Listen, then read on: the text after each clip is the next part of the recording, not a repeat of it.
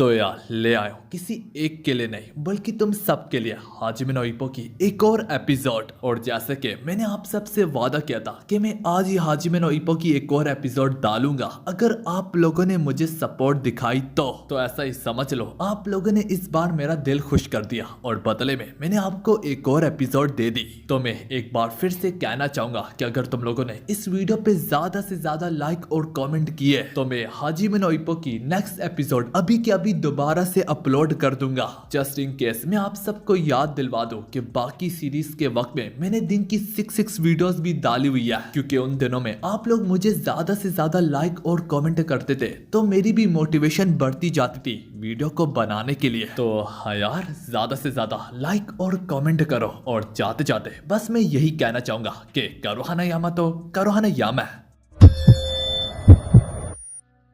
तो यार हमारी एपिसोड की शुरुआत में इप्पो माकानाउची हॉस्पिटल से रिलीज होके अपने घर वापस लौट के चला गया होता है और इसके कुछ घंटे बाद इप्पो माकानाउची को ताकामुरा की गैंग की तरफ से कॉल आती है, जहाँ पे वो इप्पो को बताते हैं कि हम तुम्हारी खुशी को सेलिब्रेट कर रहे हैं कि तुम ठीक ठाक हॉस्पिटल से रिलीज हो चुके हो। तो इसके लिए वो इप्पो माकानाउची को एक रेस्टोरेंट में बुलाते हैं। उनके इस आइडिया से इप्पो माकानाउची काफी ज्यादा खुश होके कहता है, अरे वाह क्यों नहीं, मैं जरूर आऊंगा। दूसरे सी में इप्पो उनकी बताई हुई जगह पे पहुंच तो जाता है, लेकिन वहां पे आओकी उसे कहता है, अरे मेरे दोस्त इप्पो थोड़ा सा हौसला करो, अभी भी कुछ लोगों ने हमें ज्वाइन करना है। वो ये जैसे जैसे कह रहे होते हैं कि उतने में ही पीछे से यहाँ पे रेको पहुंच जाती है। रेको वही नर्स है, जब इप्पो हॉस्पिटलाइज था तो उसका ख्याल रेको ही रख रही थी। और यहाँ पे रेको अब अपने साथ अपनी दोस्तों को भी लाई होती है, जो कि वो भी उसी हॉस्पिटल में नर्सेज होती है। ये सब देखने के बाद ही इप्पो को तब कहीं जाके समझ में आता है कि इन्होंने मुझे ब्लाइंड डेट के लिए यहाँ पे बुलाया। इप्पो काफी ज्यादा निराश होके उनसे कहने लगता है कि मैं तुम लोगों की स्कीम को समझ गया हूँ, तुम लोगों ने मेरा इस्तेमाल करके लड़कियों को यहाँ पे इकट्ठा किया। जो सुन के ताकामुरा भी काफी ज्यादा सीरियस होके कहने लगता है, अब चूंकि तुम्हें पता चल ही गया तो मैं तुम्हें खुद ही बता देता हूँ कि इप्पो माकानाउची ना कि सिर्फ तुमसे हमें ये फायदा है बल्कि हमें तुमसे दूसरा फायदा भी है। सुनने में आया कि तुम जो फाइट अलेक्जेंडर वो के खिलाफ जीते थे उससे तुम्हें 8 लाख येन मिले। तो हाँ, आज रात हम तुम्हारे ये पूरे के पूरे 8 लाख रुपए को खर्च करेंगे। इप्पो वहां से भागने की कोशिश करता भी है, लेकिन ताकामुरा उसे पकड़ लेता है। कि इसी बीच में इप्पो माकानाउची का ध्यान अपनी क्रश पे पड़ता है। वो भी सारी नर्सेस में शामिल होती है जो कि आज ब्लाइंड डेट के लिए आई होती है। उसको अपनी निगाहों के सामने देख के इप्पो यहाँ पे थोड़ा बहुत ब्लश करने लगता है और यही चीज किमुरा नोटिस कर लेता है। यहीं पे किमुरा एक नई चाल चलते हुए इप्पो की क्रश से बोलता है, दिखने से तो लगता है इप्पो को कोई काम पड़ गया और वो शायद से ये समझता है कि वो तुम्हें अपना इम्पोर्टेंट टाइम नहीं दे सकता। भाई जारी सी बात है, वो चैंपियन जो बनने वाला है। ये सुन के इप्पो की क्रश को काफी ज्यादा बुरा लगने लगता है और अब इप्पो उसके जाल में फंस जाता है। और अब अगले सीन में हम देखते हैं इप्पो और ये सारे लोग एक अच्छा खासा टाइम स्पेंड कर रहे होते हैं। इसके बाद ये लोग एक मॉल में जाके बॉलिंग गेम खेलने लगते हैं, जहाँ पे आओकी सबको चैलेंज करते हुए कहता है जिसका सबसे हाईएस्ट स्कोर होगा वही सबसे पहले आगे बढ़ के अपनी पसंद की लड़की को इन्हीं में से चुनेगा और फिर सोलो डेट के लिए चला जाएगा। ये सुन के इप्पो को काफी ज्यादा टेंशन होने लगती है कि कहीं वो मेरी क्रश को ही ना चुन ले, क्योंकि किमुरा उसे बताता है कि आओकी बॉलिंग गेम में काफी ज्यादा अच्छा है। लेकिन इप्पो भी काफी ज्यादा मोटिवेट होते हुए कहता है कि मैं भी जरूर जीतूंगा और फिर अपनी क्रश के साथ सोलो डेट पे जाऊंगा। अब ये लोग गेम लगाना शुरू करते हैं, जहाँ पे इनकी काफी सारी बाड़ियां होती है जब तक गेम खत्म नहीं होती। जिस गेम में इप्पो काफी ज्यादा पीछे होता है, लेकिन थोड़ी देर में इप्पो का भी हाथ आदी हो जाता है और वो दरदम 3 लगातार एक साथ स्ट्राइक करता जा रहा होता है। और एक वक्त ऐसा भी आता है कि इप्पो 5 लगातार स्ट्राइक सही जगह पे मारता है। ये देख के आओकी कहने लगता है, भाई मैं तो फर्स्ट पे हूँ, लेकिन अगर इस तरह इप्पो खेलता गया तो वो तुम दोनों को पीछे छोड़ के सेकंड हो जाएगा। इस पर अपने कान ठहराने के बाद किमुरा और ताकामुरा के पैरों तले जमीन खिसक जाती है, क्योंकि सारी की सारी लड़कियां अब इप्पो को भी चेयर कर रही होती है। अब बस लास्ट स्कोर ही बाकी होता है। इप्पो भी थोड़ा बहुत प्रेशर महसूस कर रहा होता है और बदकिस्मती से इसी प्रेशर की वजह से इप्पो अपनी शॉट मिस कर देता है, जो देख के किमुरा और ताकामुरा की जान में जान आती है कि चलो यार, लड़कियों के सामने हमारी इज्जत का फालूदा नहीं निकला। इसी के साथ ये पूरी की पूरी गेम यहाँ पे खत्म होती है। आओकी फर्स्ट प्लेस पे होता है, इसी वजह से सबसे पहले लड़की को वही चुनेगा।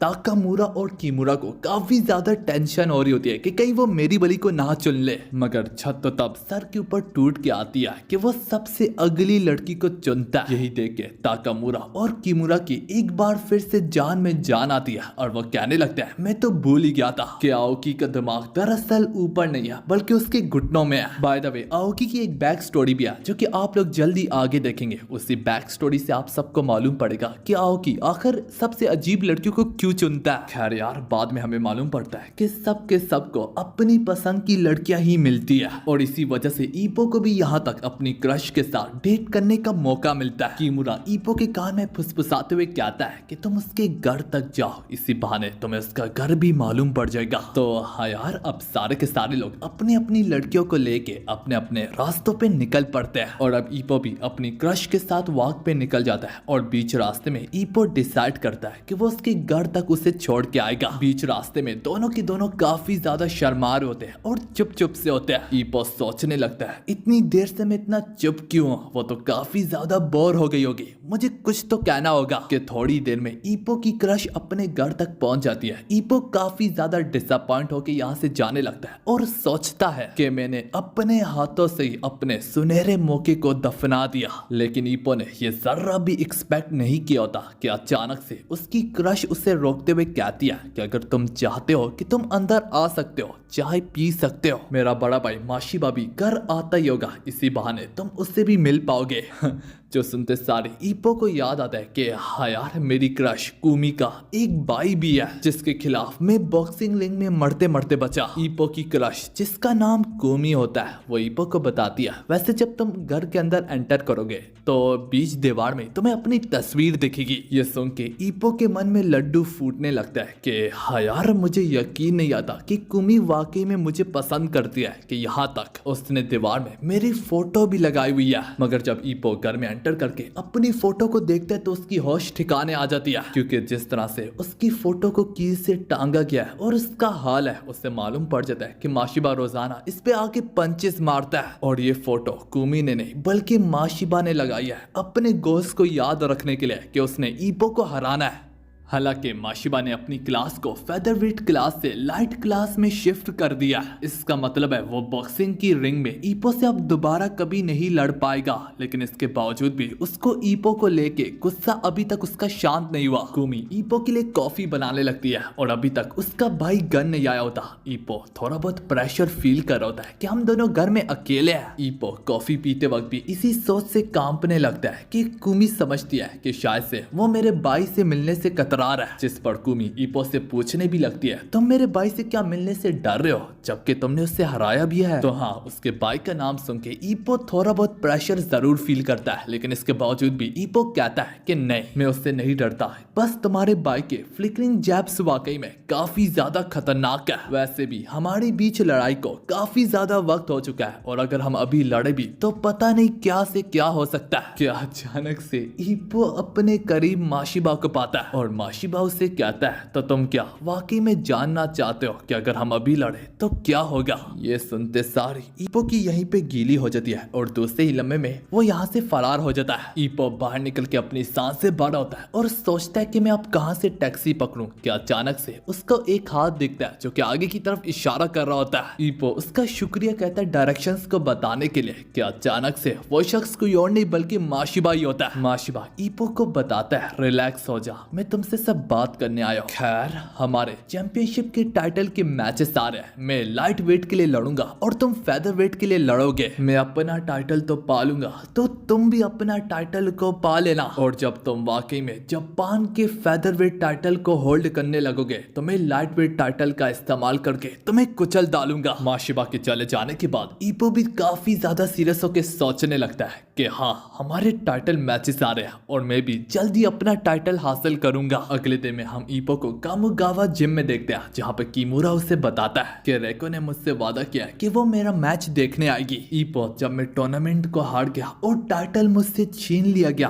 तो मुझे समझ में नहीं आ रही थी कि आगे मैं किसके लिए लड़ूं। मगर अब रेको मेरी जिंदगी में आई है, उसने मुझसे वादा किया कि वो मेरा मैच जरूर देखने आएगी और ये मुझे मोटिवेट करेगा कि मैं अपनी पूरी जी जान लगा के लड़ूं। ईपो उसकी वाइब को महसूस करके उसके लिए काफी ज्यादा खुश होता है। थोड़ी देर में यहाँ पे ताकामुरा आता है तो किमुरा उससे पूछता है कि भाई तुम्हारी गर्लफ्रेंड का क्या बना, क्या वो तुमसे पट गई? तो ताकामुरा काफी ज्यादा सीरियस होकर कहने लगता है पट गई तो क्या, वो तो मेरे हाथों से ही छूट गई। खैर दफा करो, वो कहते हैं ना focus on the goals and you get many holes. लड़कियों के लिए अब मेरे पास ज्यादा वक्त भी नहीं बचा, मेरा चैंपियनशिप कार्निवल्स आया, मतलब कि मिडल वेट चैंपियनशिप क्लास में किसी ने ताकामुरा को चैलेंज किया उसकी बेल्ट को छीनने के लिए और साथ में उसके टाइटल को भी छीनने के लिए। ताकामुरा काफी ज्यादा सीरियस होके एक कातलाना लुक से यही कहता है कि मेरा मैच आ रहा है और मैं कभी भी किसी को भी अपने से इस बेल्ट को छीनने नहीं दूंगा। चीफ कामुगावा उसकी ये बात सुन के इधर ही आता है और वो उससे कहता है फाइनली तुम भी अब एक चैंपियन की तरह एक्ट करने लगे हो। कामुगावा ताकामुरा को वार्न करता है कि ये बेल्ट अब तुम्हारी इज्जत है, इसे लूटने मत देना। साथ में कामुगावा ईपो को भी समझाता है कि तुम हमारे लिए एक और बेल्ट को लेके आओगे। ताकामुरा और ईपो दोनों के दोनों काफी ज्यादा मोटिवेट हो रही होते हैं कि चीफ कामुगावा ताकामुरा को एक अश्लील किताब देता है। ताकामुरा खुशी से पागल हो रही होता है तो चीफ कामुगावा से कहता है अच्छा तो अगला पेज करके देखो, वो तुम्हें इससे भी खुश करेगा। ताकामुरा खुशी से पागल होकर अगला पेज करता ही है कि उसमें यहाँ पे ताकामुरा के बारे में आर्टिकल लिखा होता है। उसमें मेंशन होता है कि ताकामुरा ने जिस लड़की के साथ कल रात पे डेट पे गया था उसकी इज्जत को लूटने की कोशिश किया। चीफ कामुगावा गुस्से से आके अपने स्टैफ से उसके सर पे मार के उसके सर को फोड़ डालता है। तो हाँ यार अब हम लोग जल्दी ताकामुरा का मैच देखने को जा रहे हैं। खैर यार इसी के साथ हमारी ये वाली एपिसोड यहाँ पे खत्म होती है।